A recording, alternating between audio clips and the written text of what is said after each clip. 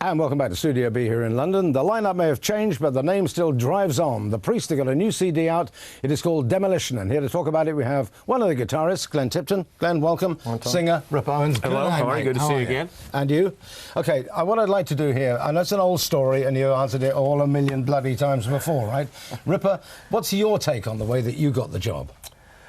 Well, you know, a good lucky break, really, to get. I got a videotape over there. Scott Travis, the drummer, had a videotape. His friends videotaped me, gave it to Scott, brought it over to the band. They were doing some rehearsals, getting ready to look for a new singer.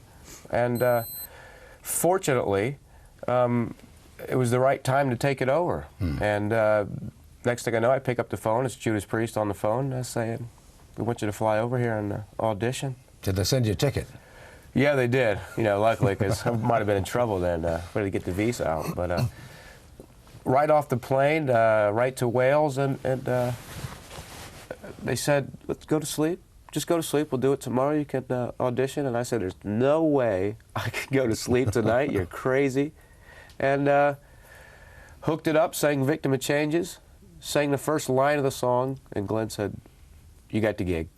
Pushed the button, said, "Owens, you got the gig." And that was actually now, what, 3-4 years ago? 96. 96. February of 96. Right. Glenn, what's your take on the story? Oh, exactly the same. We couldn't quite believe it. We'd looked for 5 years.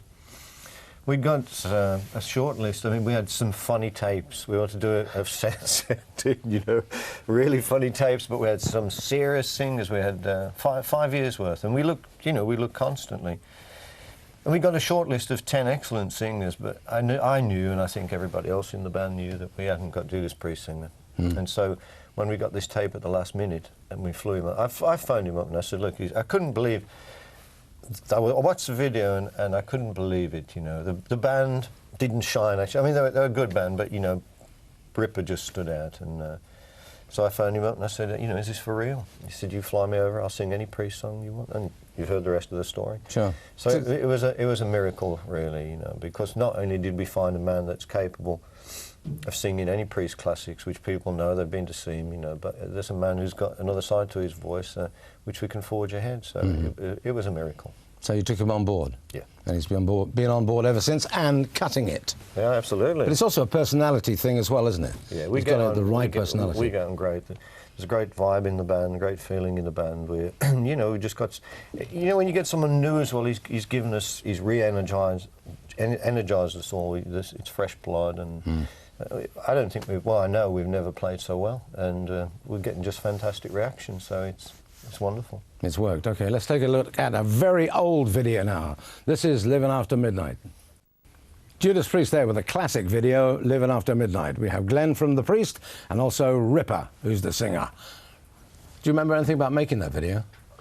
I think we did it in Sheffield. Yeah. And I know it was quite chaotic because there was a lot of fans there, a lot of air guitar players there, all on this coach, and you know, I think we'd had a few drinks when we made it, and there was a few people fell over. It was typical Priest video, really. It was chaos, but it was fun to make. It was a good video to make. Right. Are you going to make a video for anything off the new album, Demolition? Yeah, we will. We're still deciding which tracks to put out as actual singles. I mean, we've put tasters out at the moment, so we're going to see which one people lean towards, and then we shall do a video for it, I'm sure. You made a solo album, right? What, 18 months ago, something like that? Yeah. Why did you do that? Was it to just express something else about yourself? No, the reason I actually did that, it was longer than that, Tommy. When I didn't think we were going to carry on. Really? So, well, we hadn't found Ripper at the time, so I'd started to do it before we found him. And, you know, I'm a very sort of prolific, active type person, and I couldn't just go up a corner and die, so I thought, well, I'll do a solo album. And it was great fun, you know. I mean, unfortunately, one of the guys who Cozy Powell, you know, God rest his soul, is gone now. And great drummer. You know, a great person, a great friend. One of the, I think, the best drummer I've ever worked with. He could do anything, you know, and it's a big loss, that. But I worked with a lot of people, John Entwistle and Billy Sheehan, a lot of youngsters from LA. I think the Atlantic wanted to test me. They said, "You got to work with some young guys, you know." And it was great. It was really good fun. It was refreshing, and I enjoyed it a lot, you know. I mean, Priest will always be a priority with me, always. Solo albums, I think they're self-expression, but I really enjoyed making it. What about you, Ripper? Have you got any side projects or any sort of ideas in the future for yourself? No, actually just For now, I just concentrate on the priest, really. I mean, it takes up enough time, and, you know, that's all I want to do right now. You know, eventually I'd like to tap into some other things and do other stuff, but, you know, it's all I look forward to, you know, heavy metal and priest and just doing that. You've just done gigs in the United Kingdom, now you're going to do Germany and other various stuff around the continent, right? Any chance that we might get to see you again before you disappear, say to Japan or the US or Australia? There are plans to come back to the UK around about Christmas time, which haven't been finalised yet, but I think we should come back and do a couple of shows. Right. So you're definitely going to come back?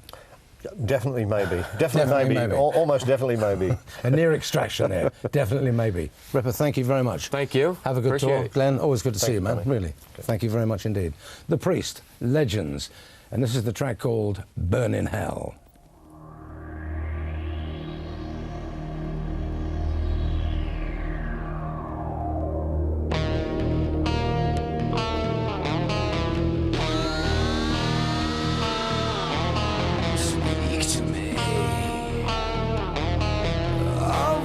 Days I won't forget. Your worst dream has just returned to pay you back. I'm still laughing. There's not much else I can do, but one thing's certain. I'm coming back for you.